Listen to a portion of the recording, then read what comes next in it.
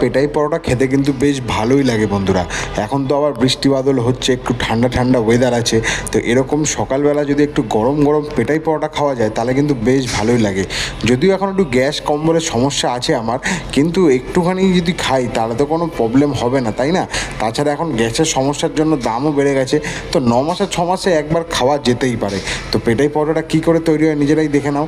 এই দাদার হাতের কাজ কিন্তু বেশ ভালো, দেখো কি সুন্দর, কিন্তু একটা বড় ডো থেকে হাত থেকে চেপে চেপে একটু তেল একটু ময়দা দিয়ে ভালো করে কিন্তু দেখো এই বড় একটা জিনিসটাকে চেপে চেপে চেপে চেপে কত বড় করে নিচ্ছে, দেখেছো? আর এদিক থেকে হর্নের আওয়াজ তো ফ্রি, কিছু করার নেই, রাস্তার ধার বলে কথা। যাই হোক, কি সুন্দর বেলে বেলে নিচ্ছে দেখো, একদম সুন্দর করে, যতক্ষণ না লম্বা লম্বা করে বেলছে তারপরে আবার চড়া চড়া করে বেলছে, মানে হাম্বা হাম্বা রাম্বা রাম্বা, বুঝতে পেরেছো তো? যাই দেখো কি সুন্দর বেলে নিচ্ছে, বেলে নেওয়ার পরে এরপরে হচ্ছে নেক্সট স্টেপ, দেখো সামান্য পরিমাণে কিন্তু দিয়ে দিচ্ছে ময়দা, তারপরে আবার সামান্য পরিমাণে তেল নিয়ে এবারে পাইল হচ্ছে, পাইল করে এবারে ভাঁজ করে দেওয়া হচ্ছে মোগলাই পরোটার মতো।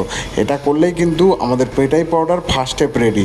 এরকমভাবেই কিন্তু প্রত্যেকটা পেটাই পরোটাটাকে সুন্দর করে নেওয়া হয়, যাতে এরপরে যখন পেটাই পরোটা বেলা হবে যাতে প্রত্যেকটা পেটাই পরোটার লেয়ারিং যাতে ঠিকঠাক থাকে।